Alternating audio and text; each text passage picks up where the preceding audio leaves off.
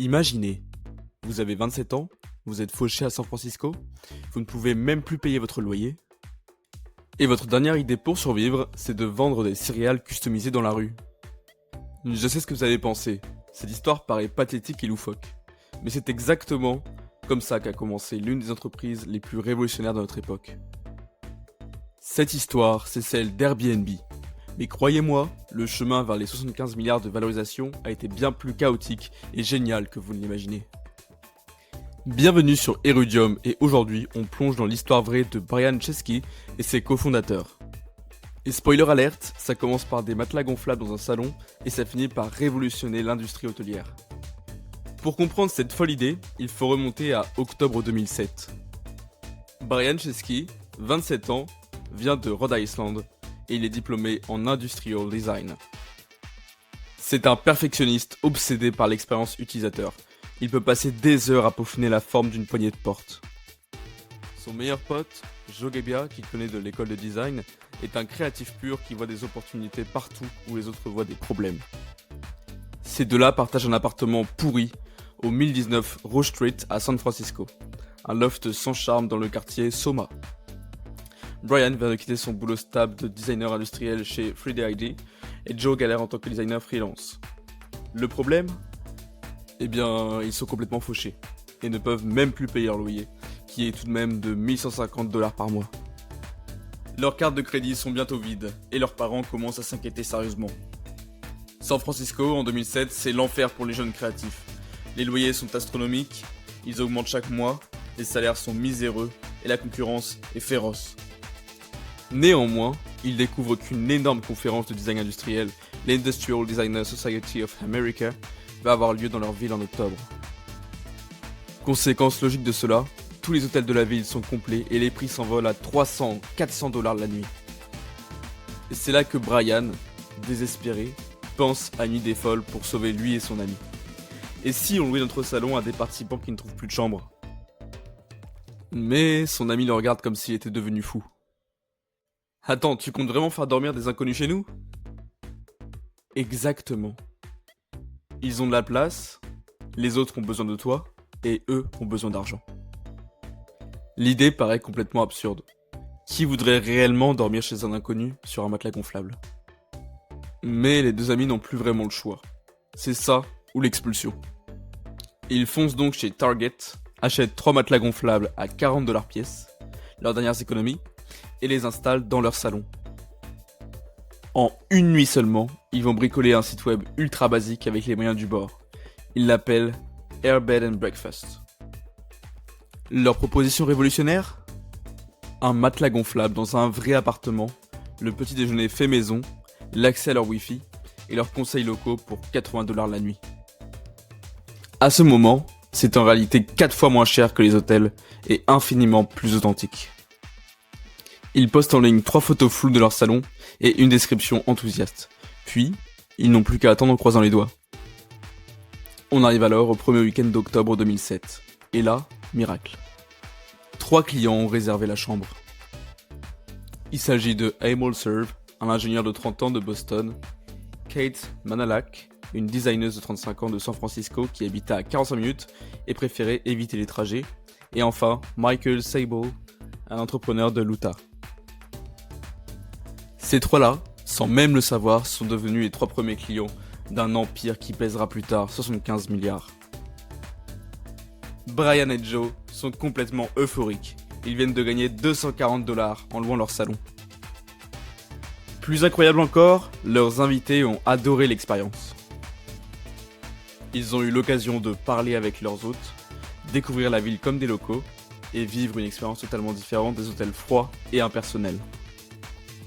Brian et Joe sont aux anges, ils se disent qu'ils tiennent peut-être la révolution du siècle. Sauf que malheureusement, juste après la conférence, la réalité va les rattraper brutalement. En effet, plus personne ne vient. Le site fait tout simplement 0 réservation pendant des mois entiers. Brian et Joe commencent à paniquer sérieusement. L'argent des matelas gonflables est déjà parti dans le loyer et ils galèrent toujours autant financièrement. Pire, leurs amis se moquent d'eux ouvertement, leur famille s'inquiète fortement, en toute logique, et leurs propriétaires commencent à faire pression sur eux. Brian traverse alors une période de profonde dépression. Il se demande alors, ai-je vraiment quitté un boulot stable et bien payé pour ça? Il a vraiment fait ça pour vendre 3 nids de matelas gonflables puis retourner au chômage? Joe lui aussi commence à sérieusement douter, mais il garde espoir au fond de lui. Il réalise qu'ils ont besoin d'une aide technique. Leur site web fait amateur, ils plantent régulièrement et l'interface apparaît comme étant nulle. C'est là qu'arrive Nathan Blecharczyk, surnommé Nate, 25 ans, il s'agit d'un développeur surdoué diplômé de Harvard en informatique. Ce gars a déjà créé et vendu plusieurs startups, il code comme un dieu et comprend le web mieux que personne. Brian va rencontrer cet homme par hasard lors d'un événement tech et il va lui expliquer sa vision complètement folle. Nat est d'abord, bien évidemment, plutôt sceptique. Vous voulez vraiment que les gens dorment chez des inconnus? Il trouve que c'est du grand n'importe quoi. Mais il faut savoir que Brian a un sacré don pour convaincre les autres. Il explique alors sa vision. Imaginez un monde où l'on peut dormir partout, chez des vrais gens, pour pas cher, en vivant comme un local, dans l'hospitalité. Et bien visiblement, ça a plutôt bien convaincu Nate. Il accepte de les rejoindre, mais avec une condition non négociable. Il veut des parts égales dans l'entreprise. Deal conclu. Le trio légendaire de fondateurs d'Airbnb est officiellement né. Il relance le site en février 2008, complètement repensé par Nate, en visant cette fois-ci plus large. Pas seulement San Francisco, mais toutes les grandes villes américaines, New York, Los Angeles, Chicago ou encore Boston. Mais là encore, c'est un flop total et humiliant. Personne ne semble faire confiance au concept. Les médias les ignorent, les investisseurs les recalent. Pire, même leurs propres familles les prennent pour des fous dangereux. Le problème fondamental?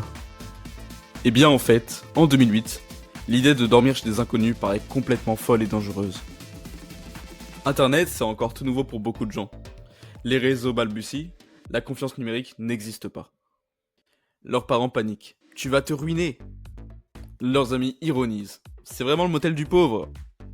Même la presse la plus spécialisée en tech ignore totalement leur concept.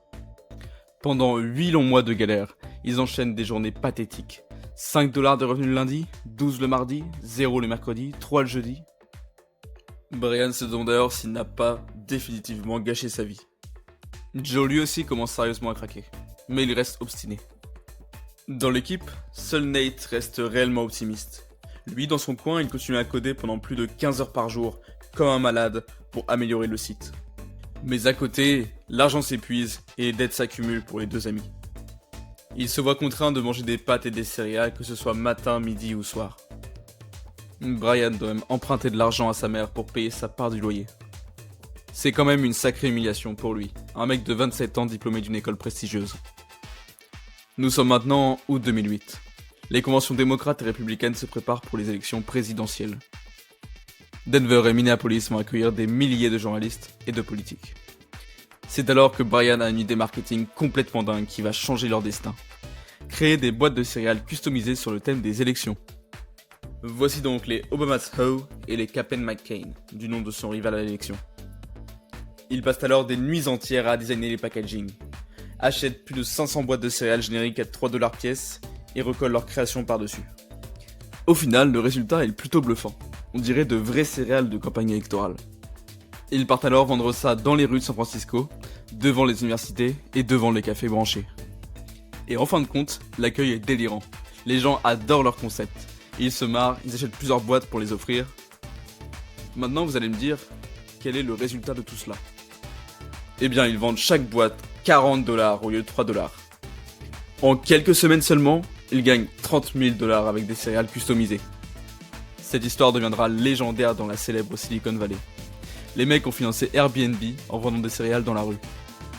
Mais le plus dingue, c'est que cette histoire de céréales va réellement les inspirer et changer leur destin. Paul Graham, le fondateur mythique de Y Combinator, l'incubateur le plus prestigieux et sélectif de la Silicon Valley, entend parler de cette anecdote folle. De son côté, Paul n'est pas tellement impressionné par le concept Airbnb, mais il est complètement bluffé par leur capacité à survivre en vendant des céréales. Il est bluffé par la capacité des deux amis à ne pas lâcher. Il est bluffé par leur esprit entrepreneurial parfait. Il décide qu'ils méritent qu'on leur donne leur chance. On arrive alors en janvier 2009, et là, c'est le miracle. Airbnb est accepté dans Y Combinator, après un speech légendaire où Brian apporte une boîte de céréales. Paul Graham leur donne 20 000 $ de financement et 3 mois pour faire décoller leur business ou mourir définitivement. Première leçon brutale de Paul. Arrêtez de vouloir plaire à tout le monde et à toutes les villes. Concentrez-vous sur une ville, une seule, et dominez-la totalement avant de penser à autre chose. Brian, Joe et Nate déménagent tous les trois dans un studio minuscule à Mountain View, près du bureau de Y Combinator. Nos amis continuent leur régime draconien à base de céréales uniquement. En effet, chaque dollar compte. Comme ville, ils vont choisir New York comme cible prioritaire. Parce que tout simplement, c'est la ville où il y a le plus de demandes d'hébergement et les loyers sont très chers. Mais alors, quelle est leur stratégie ? Eh bien, elle est plutôt simple, du porte-à-porte à l'ancienne, dans les rues de Manhattan. Brian sonne dès lors à toutes les portes d'appartements. Il se présente comme le fondateur d'Airbnb et propose d'aider gratuitement les gens à créer leur annonce. Il prend personnellement les photos avec un appareil emprunté, écrit les descriptions, explique le concept, en bref, il gère tout de A à Z. Les New-Yorkais le prennent d'abord pour un fou. Tu veux vraiment que je fasse dormir des inconnus chez moi ? Mais Brian de son côté a développé un pitch parfait en 3 minutes. Vous partez en week-end ? Eh bien, dans ce cas, votre appartement ne rapporte rien. Mettez-le plutôt sur Airbnb et gagnez ainsi 200 $ par nuit et rentabilisez enfin votre loyer. En 3 mois de travail acharné dans les rues glacées de New York, il passe de 2 hôtes à plus de 100. Ça y est, le déclic psychologique est enfin arrivé. Mais le vrai tournant, c'est quand il réalise un truc révolutionnaire. Les photos font tout. Un appartement peut être magnifique, mais si les photos sont moches, c'est fini. Alors qu'un appartement moyen mais avec des photos pro va se louer immédiatement. Brian décide donc d'embaucher des photographes professionnels et les envoyer gratuitement chez tous les autres. Le résultat est au-delà de toute espérance. Les réservations explosent. En 6 mois seulement, il passe de 100 hôtes à 1000, puis 5000 et enfin 10 000. Et les investisseurs commencent à s'intéresser à eux. Mais Brian veut voir plus grand. Pourquoi se limiter à l'Amérique ? Nous sommes alors en 2011, et là, c'est l'expansion internationale. Le premier pays visé, l'Allemagne. Mais les frères Saumer, connus pour copier les startups américaines, ont déjà lancé Wamdu, un clone d'Airbnb. La guerre est donc déclarée. Brian riposte immédiatement en levant 112 millions de $ et en s'implantant agressivement en Europe. La bataille est féroce. Airbnb ouvre des bureaux à Berlin, Paris, Londres ou encore Barcelone. Il décide de recruter localement, adapter le site dans chaque langue et décide de comprendre les spécificités culturelles. Wimdu a beau avoir l'avantage du premier arrivé, Airbnb a la supériorité technologique et l'expérience utilisateur. Le résultat, en 2 ans seulement, Airbnb écrase son concurrent. Mais toujours en 2011, c'est aussi là que se déroule le premier gros scandale. Une hôtesse se fait complètement saccager son appartement par des voyageurs. Télé volée, mur tagué, l'appartement est littéralement détruit. L'histoire fait la une des médias. Airbnb est accusé de ne pas protéger ses hôtes. Mais en réalité, Brian gère rapidement la crise comme un chef. Il crée une assurance de 1 million de $ pour tous les hôtes, met en place un système de vérification d'identité ultra strict et écrit personnellement à la victime pour s'excuser. Au lieu de tuer Airbnb, ce scandale les rend plus forts en prouvant qu'ils assument leurs responsabilités pleinement. Entre 2012 et 2015, c'est l'explosion mondiale. Airbnb est alors présent dans 190 pays, propose 2 millions de logements et lève des centaines de millions de $. Mais surtout, il révolutionne complètement l'industrie du voyage. Pourquoi payer aujourd'hui 200 $ une chambre d'hôtel impersonnelle quand on peut avoir un appartement entier à 80 $? Les hôteliers paniquent et contre-attaquent. À New York, ils font pression pour interdire littéralement Airbnb. À Paris, ils vont limiter la location de courte durée. À Berlin, ils vont aller carrément jusqu'à interdire Airbnb dans certains quartiers. Mais rien semble pouvoir arrêter la déferlante d'Airbnb. Les voyageurs adorent leur authenticité. Le véritable génie de Brian, c'est d'avoir compris que les gens ne voulaient plus juste un lit pour dormir, mais carrément vivre comme des locaux. Dormir dans un loft à Brooklyn, une maison de maître à Bordeaux, ou encore un ryokan traditionnel à Tokyo. Airbnb vend non pas de l'hébergement, mais de l'expérience. Mais en 2020, nouvelle catastrophe. Le Covid-19 apparaît et tue le voyage du jour au lendemain. En un unique mois, Airbnb va perdre 80% de ses réservations. Brian est contraint de licencier 1900 employés, c'est-à-dire un quart de ses équipes. Wall Street enterre déjà l'entreprise. Certains prédisent la mort d'Airbnb. Mais Brian fait un pari fou. Il mise tout sur les locations longue durée et le tourisme local. Télétravail oblige, les gens louent des maisons à la campagne pour 1 mois au lieu de 3 jours. Résultat, Airbnb se réinvente et survit à la crise. En décembre 2020, c'est l'introduction en bourse. Premier jour de cotation, l'action Airbnb explose de 112%. Brian Chesky devient milliardaire à même pas 40 ans. L'entreprise vaut 75 milliards de dollars, plus que Marriott, Hilton et Yacht réunis. Aujourd'hui, Airbnb, c'est 6 millions de logements dans 220 pays, 1 milliard de voyageurs accueillis depuis la création et une révolution complète de l'industrie hôtelière. Des millions de particuliers sont devenus micro-entrepreneurs grâce à leur plateforme. L'histoire d'Airbnb, c'est celle de 2 mecs fauchés qui ont transformé la galère de ne pas pouvoir payer leur loyer en révolution mondiale. Brian Chesky n'a pas seulement créé une application de réservation, il a démocratisé le voyage et permis à n'importe qui de devenir hôtelier.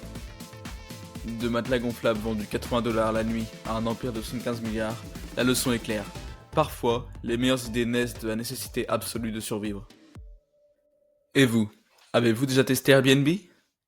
Plutôt team hôtel traditionnel ou team expérience locale ? Faites-le moi savoir en commentaire. Et si cette histoire d'empire bâti sur des matelas gonflables vous a inspiré, likez et abonnez-vous pour plus d'histoires d'entrepreneurs qui ont changé le monde à partir de rien. Quant à moi, je vous dis à dans 2 jours pour une nouvelle histoire.